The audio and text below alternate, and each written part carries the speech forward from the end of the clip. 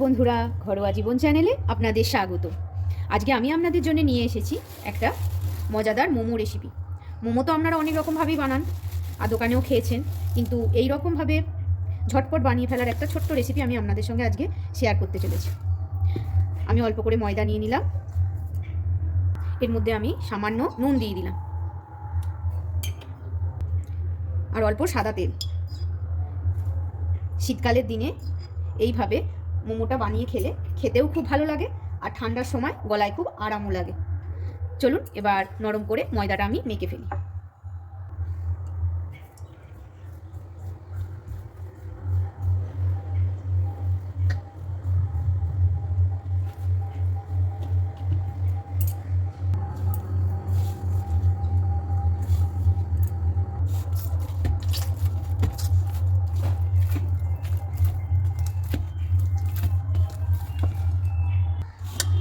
আমার ডো বানানো রেডি। এবার আমি এটা খানিকক্ষণ রেখে দেবো চাপা দিয়ে। এবার আমি পুরটা বানিয়ে নেব। আমি একটু কিছু সবজি দিয়ে পুরটা বানাবো, তার জন্য আমি প্রথমে দিয়ে দিয়েছি বাঁধাকপি। রেডি হয়ে গেছে, আমি প্রথমে এটা রেডি করিনি, এবার আমি এটা রেডি করে নিয়েছি।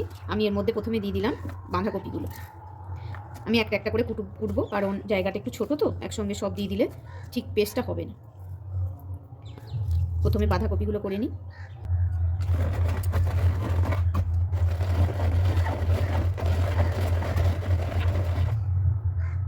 বাঁধাকপিটা খানিক হয়ে গেছে, এবার আমি এর মধ্যে দিয়ে দিচ্ছি গাজর। জায়গা আছে তাই বরবটিগুলোও দিয়ে দিলাম, আর ওর সাথে একখানা কাঁচা লঙ্কা, টমেটোটাও দিয়ে দিলাম।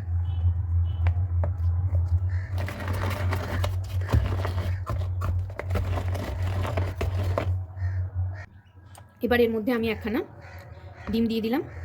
আপনারা পনির, চিকেন, যার যেটা দিয়ে করার ইচ্ছা করতে পারেন। আমাদের বাড়িতে কেউ পনির খেতে ভালোবাসে না, তো কেউ চিকেন খেতে ভালোবাসে না, আবার কেউ পনির খায় তো চিকেন খায় না, কিন্তু ডিমটা সবাই খুব ভালোবেসে খায়, তাই আমি এটা ডিম দিয়েই করছি।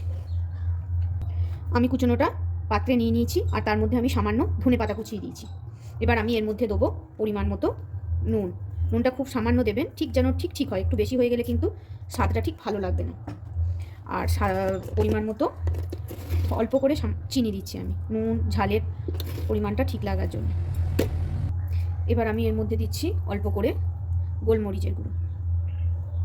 আমি খুব ঝাল করব না, আমাদের বাড়ির সবাই অত ঝাল খেতে পছন্দ করে না, আপনাদের বাড়িতে যে যেমন খায় সেরকম ঝাল দেবেন। আর এটা হলো সানরাইজের চাট মশলা। এই মশলাটা আমি এর মধ্যে দিচ্ছি একটু বেশি করেই, এই মশলাটারই স্বাদটা আসবে, খেতে খুব ভালো লাগে। এবার আমি এটাকে ভালো করে মাখিয়ে নেব। মেখে নিয়ে একবার দেখে নেবেন যে নুনের পরিমাণটা ঠিক আছে কিনা। এইভাবে কিছুক্ষণ রেখে দিই। এরকম বড় করে ডোটা করে নেবেন, করে নিয়ে ভালো করে ময়দা ছড়িয়ে দেবেন।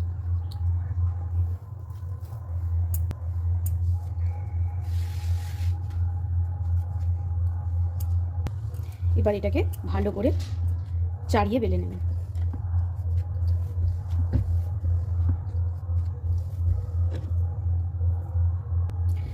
যতটা পারবেন চাড়াবেন, খুব একটা মোটার আমার দরকার নেই।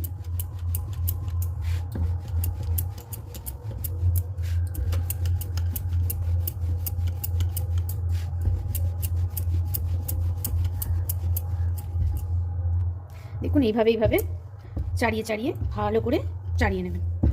ময়দা তো একটু টেনেই চাড়াবেন।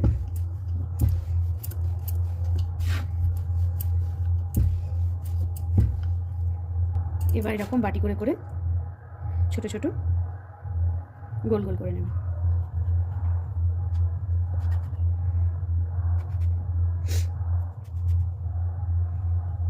কি সুন্দর এক একটা গোল গোল পিস বেরিয়ে যাচ্ছে, বেলাবেলির ঝামেলা থাকবে না।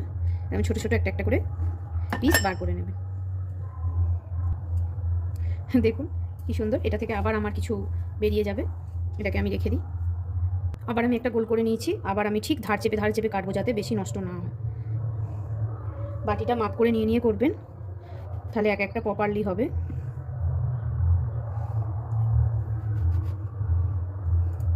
এই দেখুন আবার আমার 3টে বেরিয়ে গেল। চলুন এবার কিভাবে ঝটপট করে পুরগুলো পাকাবেন দেখিয়ে নিই। এই মশলাটা ছোটো ছোটো করে কেটে রাখা নেচিগুলোর মধ্যে দিলাম।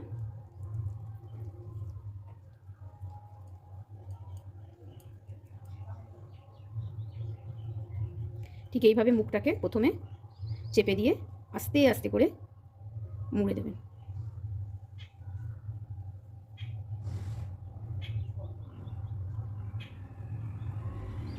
দেখুন এইভাবে মুড়ে দেবেন। হয়ে গেল আমার মোমো পাকানো। ঠিক আছে, আর একটা পাকিয়ে দেখিয়ে দিই আপনাদের।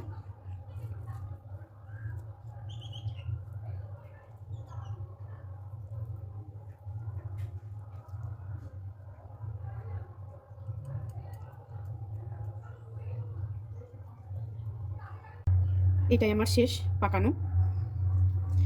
আর একবার আপনাদের ভালো করে ফোল্ডটা দেখিয়ে দিচ্ছি। একটু জলে হাত চুবিয়ে নেবেন, হাত চ্যাট করলে মুখটাকে ভালো করে মুড়িয়ে নিয়ে একটু মাথাগুলো আস্তে আস্তে ভাঁজ করে দেবেন।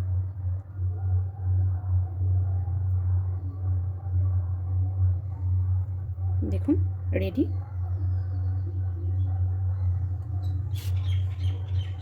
আমার মোমোগুলো পাকানো সব রেডি হয়ে গেছে। এবার পরের স্টেপে আমি চলে যাই। পরের স্টেপ, আমি গ্যাসেতে কড়াই বসিয়ে দিয়েছি। কড়াই এবার আমি জল দিয়ে দেব।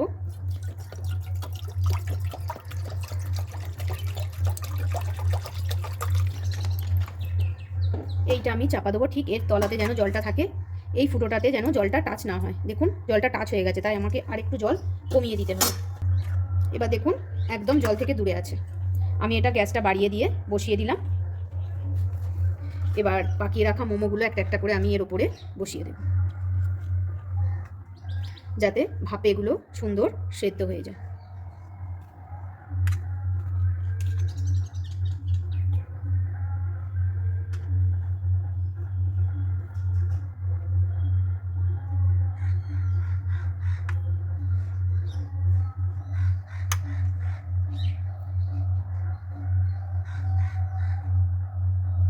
ঠিক ফাঁক ফাঁকগুলোতে দেবেন যাতে স্টিমটা পায়। সাজিয়ে দিয়েছি, এবার আমি এটা চাপা দিয়ে দেব। জলটা ফুটুক আর তার সঙ্গে এটা সেদ্ধ হয়ে যাক। খুলে এইভাবে আস্তে আস্তে উল্টে দিলাম। দেখুন দুটো দিকই ভালোভাবে সেদ্ধ হয়ে গেছে। এবার আমি এগুলো নামিয়ে নিয়ে আর এক খোলা করে নেব। এবার আমি কড়াই বসিয়ে দিয়েছি।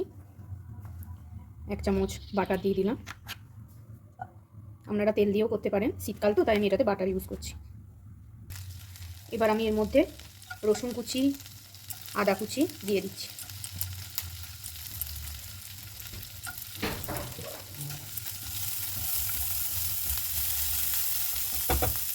একটু ভাজা ভাজা হচ্ছে। এবার পেঁয়াজ কুচি আর ক্যাপসিকাম কুচিগুলো দিয়ে দিলাম।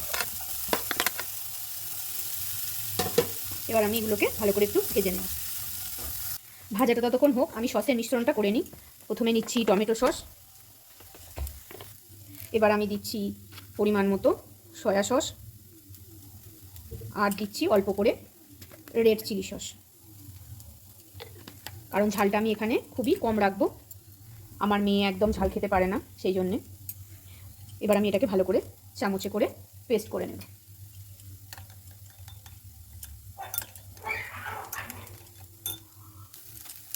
আমার এগুলো আর একটুখানি ভাজতে হবে। হালকা লাল লাল হয়ে এলেই ভাজাটা কমপ্লিট হবে।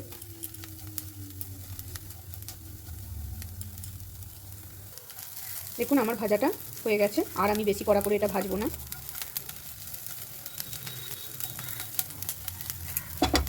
এবার আমি এর মধ্যে বাড়িতে তৈরি করে রাখা ভাজা জিরে গুঁড়োটা অল্প করে দিয়ে দিলাম। নুন বা মিষ্টি আমি কিছু দেবো না, যেহেতু সসের মধ্যেই সব থাকে। দেখবো যদি লাগে তখন দেব। এবার ফেটিয়ে রাখা সসটা আমি এর মধ্যে দিয়ে দিই।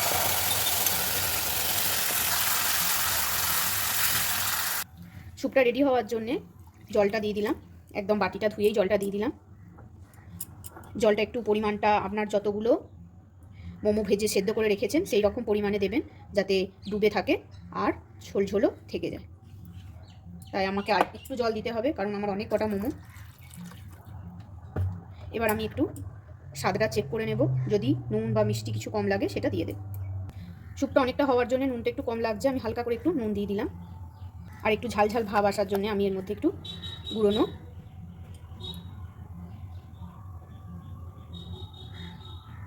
ব্ল্যাক পেপার দিয়ে দিলাম। গ্যাসটাকে জোরে বাড়িয়ে দেবেন যাতে এটা টকবক করে ফুটে যায়।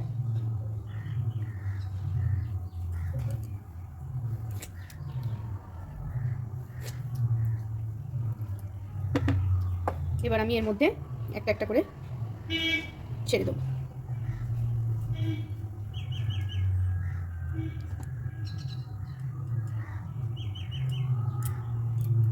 গ্যাসটা লো করে রাখার দরকার নেই, গ্যাসটা জোরেই রাখবেন। আমার দেখুন জলটা একদম সেম সেম ঠিক ঠিক দেওয়া হয়েছে। এবার আমি এটা খানিকক্ষণ জোরে দম দিয়ে চাপা দিয়ে দিলাম। আমি এর মধ্যে আর একটা জিনিস দিতে একদম ভুলে গেছিলাম, কিছু মটরশুঁটি পেয়েছিলাম শীতকালে, তো তাই একটু দিয়ে দিলাম, দিয়ে চাপা দিয়ে দিলাম। দেখুন এগুলো কি সুন্দর ফুলে ফুলে উঠেছে। এরকম ফুলে ফুলে উঠলেই জানবেন আপনার এই সুপি মোমো রেডি। পারলে একটু হালকা হালকা করে উল্টে দেবেন। এবার আমি 2 চামচ মতো কর্নফ্লাওয়ার নিয়ে গুলে এর মধ্যে মিশিয়ে দিচ্ছি।